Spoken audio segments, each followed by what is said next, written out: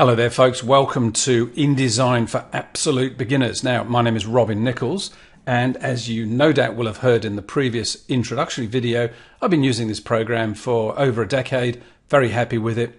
In fact, I was kind of forced into doing it because I wanted to design a magazine and wanted as a startup really, thought it would be a really good idea, and I had to design it in Adobe Photoshop, which was kind of trial because Photoshop, although it's a great program, is not really designed for laying out pages for a magazine. Anyway, I made 60 double-page spreads, 60 A3 size documents, and got them all stitched together, and it looked okay. But it kind of pushed me into thinking I really need to learn a page layout program, and here we are with InDesign. So it's a great program. It continues to evolve. I wanted to show you pretty much what you'll see when you start up a new version, when it's pretty much out of the box. I've created a new file. I'll just show you how I did that. Let's just say no. So I'm going to choose File, New, Document, and it'll say, how big do you want the document? And I'll say A4 please. Click, and there it is. So that was very simple. And you'll notice in the following lectures how to create your first document by adding text as a header, body, copy, and an image. Actually, reasonably simple operation. Now over on the left hand side, as you would expect to find in Photoshop and Elements, is a toolbar. And of course we can unplug it, we can take it off the margin there, and I can click these little chevrons to make it go fatter, or as you can see here, to lie it down on its side, and maybe I can dock it down at the bottom here. Sometimes it's quite useful to do that. Okay, let's just put it back where I found it. Put it back where you found it, Robin. Along the top we've got the usual, the expected menus. These contextual menus are very handy actually for creating, for example, a new document, editing features in the program, adjusting the layout, and of course adjusting the type and the typefaces, adjusting objects, which are pretty much everything else other than type, adding and maintaining tables, creating different scenarios for editing. And this view menu is very important even to beginners because it allows me, for example, to show the rulers. It allows me to access the grids and the guides, so I can use these to line objects up, bits of text, headers, that kind of thing, in order to get a consistency in my design. So that's the view menu. Now the panels that we see, which include the toolbar and all the panels over here, are numerous, and they're all located under the window menu. Unfortunately, this program has, I haven't actually dared count them, but it's probably got 40 or 50 of them. And as you can see, they're all tucked away in different areas here. Some are in the main menu, but a lot of them are in these little pop-out menus, which hold 2, 3, 5, 7, 8, 9 different pop-out menus available. You'll have to just really try them. But the good news about working with InDesign and the way I'm structuring this class is when you start, you don't really need to access the menus. They're kind of all the ones you need are over here on the right-hand side of the page under the Essentials workspace.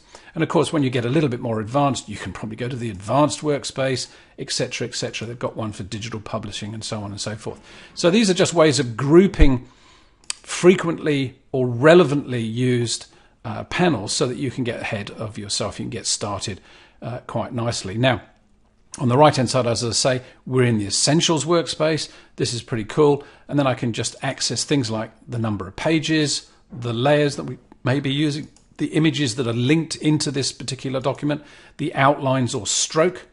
I can create colors, and of course I can create swatches so that I can control the color that appears in my page color, in my page paper, in my documents, and even in the background to images, this kind of thing. So a whole range of very easy to use and I think fairly basic tools, some of which you'll be familiar with, I guess, if you've been using Photoshop, etc., etc.